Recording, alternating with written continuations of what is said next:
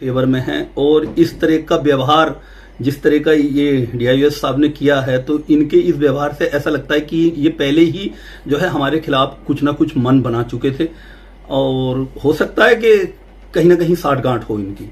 अब जानकारी मिली है जैसे आप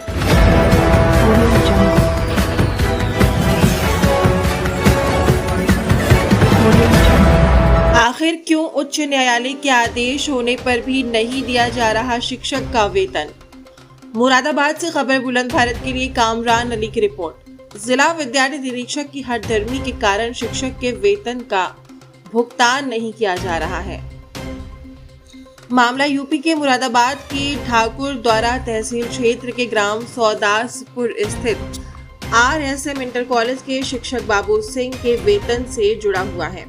दरअसल मुरादाबाद की ठाकुर द्वारा तहसील के ग्राम सौदासपुर की श्री रामचंद्र सिंह मेमोरियल ट्रस्ट द्वारा संचालित RSM इंटर कॉलेज में बतौर शिक्षक पद पर शिक्षक बाबू सिंह कार्यरत सन 1986 में हुए थे। कुछ वर्ष बाद यानी कि 1991 में शिक्षक बाबू सिंह को कॉलेज प्रशासन ने शिक्षक पद से हटा दिया था, जिस पर शिक्षक बाबू सिंह न्याय के लिए न्यायालय की शरण में चले गए, जहां पर शिक्षक बाबू सिंह को न्यायालय ने न्याय देते हुए पुनः RSM इंटर कॉलेज में बतौर शिक्षक पद पर कार्यरत करने के लिए न्यायालय ने आदेशित किया था और इस बीच शिक्षक बाबू सिंह को वेतन नहीं मिला। अपने वेतन के लिए शिक्षक बाबू सिंह पुनः न्यायालय की शरण में गए और लंबे समय तक न्यायालय में मामला विचाराधीन रहा था। फिर कहीं जाकर शिक्षक बाबू सिंह को वेतन का भुगतान करने के लिए उच्च न्यायालय इलाहाबाद ने आदेश दिए, मगर विद्यालय निरीक्षक मुरादाबाद की हठधर्मी के कारण आज तक शिक्षक बाबू सिंह के वेतन का भुगतान नहीं किया गया है, जिसके लिए शिक्षक बाबू सिंह लगातार अधिकारियों से गुहार लगा रहे हैं, मगर किसी भी अधिकारी के कान पर जूं तक नहीं रेंग रही है। आज शिक्षक बाबू सिंह के पुत्र नीरज कुमार राजपूत खबर बुलंद भारत के बरेली कार्यालय पर आए और अपने पिता बाबू सिंह के वेतन के मामले में जानकारी दी। खबर बुलंद भारत से बात करते हुए नीरज कुमार राजपूत ने बताया, आपका नहीं सर, इसमें एक स्पेशल अपील हुई थी 424/2014, उसमें भी 2-3 आदेश में वो बहुत जो है सख्त आदेश थे प्रशासन के लिए। किस तरह के आदेश थे और क्यों नहीं पालन हो पा रहा है? उसमें यहाँ तक था कि जो है इनकी अब तक की सैलरी एरियर के साथ दी जाए और एज ए प्रिंसिपल ये वहाँ पे कंटिन्यू करेंगे और जो कॉस्ट ऑफ रिट है जिसमें 25,000 रुपये वो भी जो है इनको दिए जाएं। जैसे जानकारी मिली है कि अभी बीच में फरवरी के माह में आपको और स्कूल के लोगों को बुलाया गया था, वो किस लिए बुलाया गया था ऑफिस में? ये जो एक 2018 में 20,648 शायद 20,648 2018 हमने एक और ये रिट फाइल हुई थी। इसमें 3-4 आदेश हुए हैं और चारों आदेश में जो है हमारे फेवर में थे, जिसमें कि ऑथराइज कंट्रोलर को इन पर्सन कोर्ट में अपीयर होकर अपना पक्ष रखने के लिए कहा था और फिर 20/1/2025 शायद ये डेट है, इसमें एक आदेश हुआ था जिसमें DIOS को कहा गया था, स्कूल मतलब शिक्षा विभाग को कहा गया था कि आप जो है इनको इन आदेशों को और जो रिट हैं, जो कंटेम्प्ट एप्लीकेशन है, इनको सबको ध्यान में रखते हुए और इसको देखा जाए और इस पे एक आदेश निकाला जाए, जिसमें कि एक 20/7/2018 में DIOS ने एक आदेश निकाला था तो उसको सेटिस्फाइड किया हुआ है कोर्ट ने। तो क्या उन्होंने किसी तरह का कोर्ट का आदेश का पालन करते हुए कोई आदेश जारी किया?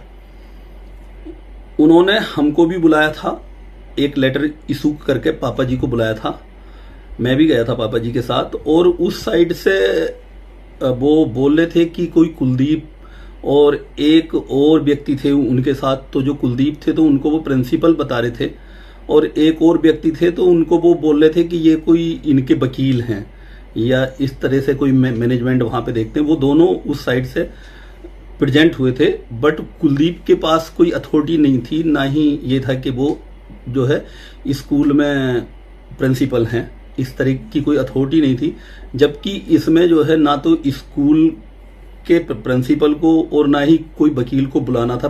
पहली बात तो दोनों पक्षों को बुलाने की जरूरत ही नहीं थी, क्योंकि हमने पूरे अपना जो प्रत्यावेदन भेजा है उसमें सारे डॉक्यूमेंट्स साथ में लगा के भेजे हैं। लेकिन जानकारी में से बदतमीजी भी की गई थी। जी, इसमें ये हुआ था कि पापा जी ने पूछा था कि ये तो वहाँ पे प्रिंसिपल है ही नहीं, इनका नियुक्ति पत्र कहाँ है, कैसे ये वहाँ पे प्रिंसिपल लगे हुए हैं। कुलदीप नाम के एक व्यक्ति थे वहाँ पे। तो DIOS ने कहा कि नहीं, आप ये चीज़ आप तो पूछने वाले कौन होते हैं, आप मेरे ऑफिस से बाहर जाइए। मैं अपने पापा जी के साथ था, हम दोनों को जो है ऑफिस से निकाल दिया गया था।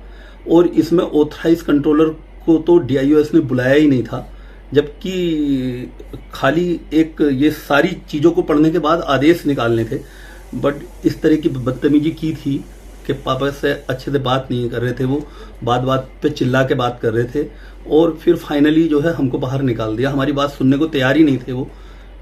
तो ये ऐसा क्या लगता है आपको कि जिस तरह से आपके साथ बदतमीजी की गई और जो कोर्ट के आदेशों को पालन नहीं किया जा रहा है, तो इसमें क्या लगता है? ऐसा तो हो सकता है सर, क्योंकि इतने अच्छे कोर्ट के आदेश होते हुए, और इससे पहले जो DIOS ने भी आदेश किए हैं, JD ने भी आदेश किए हैं, और स्कूल जो है शिक्षा विभाग के और भी माध्यम से आदेश हुए हैं, तो सारे के सारे आदेश मैक्सिमम हमारे फेवर में हैं। और इस तरह का व्यवहार जिस तरह का ये DIOS साहब ने किया है, तो इनके इस व्यवहार से ऐसा लगता है कि ये पहले ही जो है हमारे खिलाफ कुछ ना कुछ मन बना चुके थे, और हो सकता है कि कहीं ना कहीं साठगांठ हो इनकी। अब जानकारी मिली है जैसे आपके पिताजी ने, बाबू सिंह ने DM साहब से गुहार लगाई है कि उनकी सुनवाई हो, अगर नहीं सुनते हैं तो वो हड़ताल पर बैठने की चेतावनी दे रहे हैं। तो क्या लगता है कि DM साहब आपकी बात को सुन लेंगे? सर, ये कोई चेतावनी नहीं है हमारी तरफ से।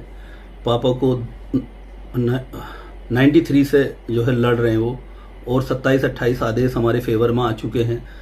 इस बात का पता नहीं चल रहा कि कोर्ट से न्याय मिलेगा या फिर प्रशासन से न्याय मिलेगा।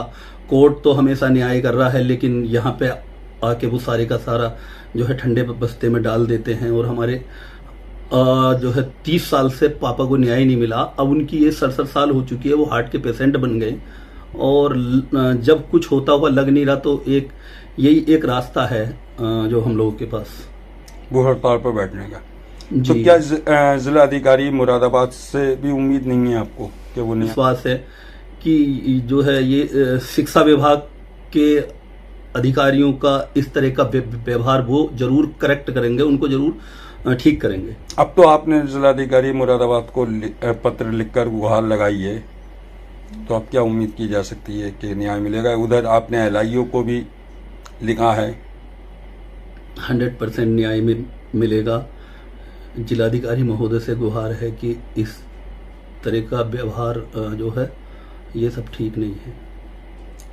ठीक।